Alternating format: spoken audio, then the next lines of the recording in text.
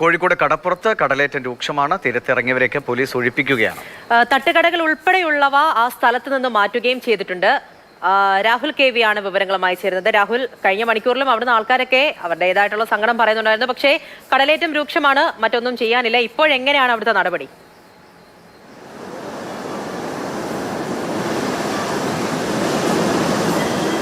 Good evening. അതായത് red alert ആയതുകൊണ്ട് beach അടക്കം വിനോദസഞ്ചാര കേന്ദ്രങ്ങളിലേക്ക് സഞ്ചാരികൾ വരുന്നത് പരമാവധി ഒഴിവാക്കണമെന്ന മുന്നറിയിപ്പ് ഉണ്ടായിരുന്നതാണ്. പക്ഷേ ആ ഒരു വിലക്ക് ലംഘിച്ചും കുറച്ച് ആളുകളെങ്കിലും വന്നു. അവരെയാണ് പോലീസ് തീരത്ത് നിന്ന് ഒഴിപ്പിച്ചിട്ടുള്ളത്.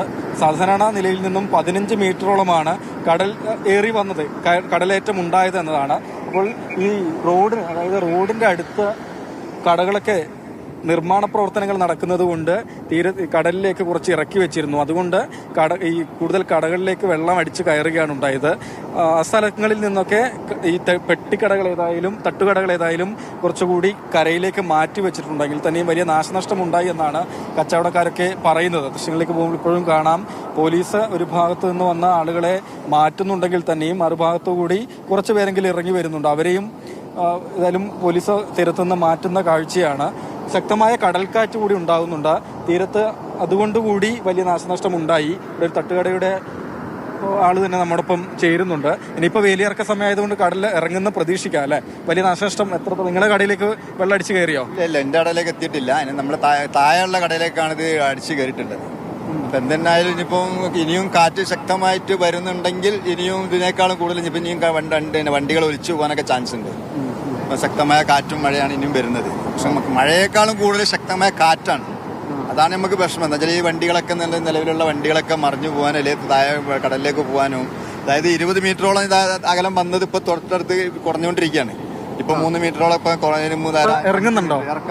ഇച്ചിരി ഇറക്കാണ്. ഇനിയിപ്പോ ഏത് സമയത്താണ് ഇത് കയറാന്നുള്ളത് പറയാൻ പറ്റില്ല. പിന്നെ അതുപോലെ തന്നെ ഈ കണ്ടെയ്നറുകൾ സാധനങ്ങളൊക്കെ വരുന്നുണ്ടെന്ന് പറഞ്ഞാൽ അതിലും വിപത്തുകൾ കാണാൻ ചാൻസ് ഉണ്ട്. എന്താണ് ഉള്ളതെന്നൊന്നും പറയാൻ പറ്റൂല. വിഷമങ്ങളാണ് ഇവിടെ കച്ചവടക്കാർക്ക് ഒരുപാട് ബുദ്ധിമുട്ടുകളുണ്ട്. പിന്നെ കച്ചവട വണ്ടികളൊക്കെ ഇങ്ങനെ ഇതായിട്ടുള്ളത്. റെഡ് അലേർട്ടാണ്. ഇന്ന് തുറന്നിരുന്നോ? ഇല്ല, ആരും കടകൾ തുറന്നില്ല. ഇന്നലെയും തുറന്നില്ല, ഇന്നും തുറന്നില്ല. 2 ദിവസമായിട്ട് ഇങ്ങനെ റെഡ് അലേർട്ടാണ്. കളക്ടറുടെ മെയിൻ ഓർഡറാണ്. അതുകൊണ്ട് ആരും തുറന്നിട്ടില്ല. എല്ലാവരും സഹകരിച്ചു പോകാന്നുള്ളതാണ്. ആൾക്കാർ കുറച്ചിങ്ങനെ വരുന്നുണ്ടല്ലേ? ജനങ്ങള് കോഴിക്കോട് എന്നുള്ള ഇത് മാത്രമേ ഉള്ളൂ. കോഴിക്കോട് എന്താണ് ഒന്നുമില്ല. കോഴിക്കോട് കാണാനോ അല്ലെ മറ്റുള്ളതൊന്നുമില്ല. കോഴിക്കോട് വരുന്നെന്ന് പറഞ്ഞാല് സ്നേഹിക്കുന്ന മനസ്സും പുഞ്ചിരിക്കുന്ന മുഖവുമുള്ള കോഴിക്കോടിനെ കാണാൻ എല്ലാ ഭാഗത്തുനിന്നും, കേരളത്തിൽ നിന്ന് മാത്രമല്ല മറ്റുള്ള സംസ്ഥാനങ്ങളിൽ നിന്ന് ആളുകൾ ഇവിടെ വന്നുകൊണ്ടിരിക്കുകയാണ്. ഇന്ത്യക്കാരായാലും മറ്റുള്ള എല്ലാ ആളുകളും കോഴിക്കോട് എന്നുള്ള ഒരു നാമനിർദ്ദേശം എപ്പോഴും ഓക്കെ ഇത് തന്നെയാണ്. ഏതായാലും ഇപ്പോൾ വേലിയിറക്കം ആരംഭിച്ചിട്ടുണ്ടെന്നാണ് അദ്ദേഹം പറയുന്നത്. കടല് നേരത്തെ ഉണ്ടായിരുന്ന അത്രയും പ്രക്ഷുബ്ധമായി കാണുന്നില്ല. ഇപ്പൊ ആളുകളെ നിയന്ത്രിക്കലൊക്കെ പാടായോ? പാടാണോന്നാ, ഒരു സ്ഥലത്തുനിന്ന് പറഞ്ഞു കഴിഞ്ഞാൽ അടുത്ത സ്ഥലത്തേക്കാണ് ആൾക്കാർ ഇറങ്ങണം. ഒരു സ്ഥലത്തേന്ന് പറഞ്ഞു വന്നത് ആൾക്കാർക്ക് റെഡ് അലേർട്ട് എന്ന് പറഞ്ഞാൽ വീട്ടിലിരിക്കാന്നല്ല, എല്ലാവരും പുറത്തിറങ്ങിയിട്ട് ബീച്ചിലേക്ക് അങ്ങനെയുള്ള സ്ഥലങ്ങളിലേക്കാണ് കൂടുതൽ ആൾക്കാർ വരുന്നത്. ബുദ്ധിമുട്ടെന്ന് പറഞ്ഞാൽ നല്ല ബുദ്ധിമുട്ടാണ്. ഇതിപ്പോ തന്നെ ബാക്കിലേക്ക് നോക്കിയാൽ ഇപ്പൊ തന്നെ നമ്മൾ അവിടുന്ന് വടക്ക് ഭാഗത്തു നിന്ന് പോയിട്ട് വന്നതാണ്. ഇതാ വീണ്ടും പഴയതുപോലെ തന്നെ. ഇതിനായിട്ടും ഭേദം റെഡ് അലേർട്ട് ഇല്ലാണ്ടിരിക്കുകയാണ് ഏറ്റവും നല്ലത് ഞങ്ങളെ പോലെ ഡ്യൂട്ടിക്കാർക്ക്. സാധാരണ നമ്മൾ പറയാ ഈ മണൽ വാരി എറിഞ്ഞാൽ തന്നെ നിലത്ത് വീഴാത്ത പോലെ തിരക്കുണ്ടാവുന്നൊക്കെ. അത്രയൊന്നുമില്ല, ആള് കുറച്ചാ വന്നല്ലേ? കുറച്ചാണ് ആൾക്കാര്. ഇപ്പൊ കുറവാണ്. എന്തായാലും പരമാവധി ആൾക്കാർ വരാണ്ട് നിന്നുണ്ട്. എന്നാലും ആൾക്കാർ കൂടുതൽ ഇപ്പൊ അപകട കണ്ട് എന്താണെന്നറിയാൻ വേണ്ടി വരുന്നവരാണ് ഏറ്റവും കൂടുതലുള്ളത്. പക്ഷെ അതില് വന്നിട്ട് ചിലപ്പോ വന്നവര് ചിലപ്പോ പ്രതീക്ഷിക്കാൻ പറ്റില്ല. പ്രതീക്ഷിക്കാത്ത രീതിയിലാണ് കാര്യങ്ങളൊക്കെ വരുന്നത്. അത് വന്നതിൽ പെട്ട് കഴിഞ്ഞാൽ ഭയങ്കര അപകടം. ഇങ്ങനെ തിരയടിക്കുന്ന സമയത്ത് ഇറങ്ങാൻ ആൾക്കാർ നോക്കിയോ?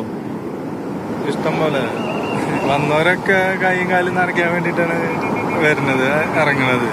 അതും ഇപ്പൊ ഇത്തിരി കുറവ്. വേലിയാറ്റം സമയം കഴിഞ്ഞു തുടങ്ങി. വേലിയാറ്റം സമയമായിരുന്നു കുറച്ചൊരു 2 മണി 2:30 സമയത്ത് വേലിയാറ്റം നിറഞ്ഞ വേലിയാണ്.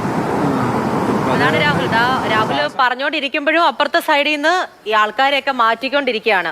അദ്ദേഹം പറയുന്നുണ്ട് അലേർട്ട് എന്നൊക്കെ പറഞ്ഞ ആൾക്കാർക്ക് വീട്ടിൽ ഇരിക്കാനുള്ളതല്ല, ഒരു അവധി പോലെയാണ് പുറത്തോട്ട് പോകാൻ. അങ്ങനെയല്ല, ബീച്ച് വരെ പോയി കളയാം എന്നാണ് വിചാരം. പക്ഷെ അദ്ദേഹം പറഞ്ഞ കൃത്യമാണ്. നമ്മൾ ഈ അവരൊരു ഭാഗത്ത് നിന്ന് ഒഴിപ്പിക്കുമ്പോഴേക്കും മറുഭാഗത്ത് ആളുകൾ വരുന്നു. പിന്നെ അതിന് മുൻപ് പറഞ്ഞ ചേട്ടൻ കോഴിക്കോടിനുള്ള അദ്ദേഹത്തിന്റെ സ്നേഹം കൂടിയാണ് നമ്മളോട് പങ്കുവെച്ചത്. ശരി.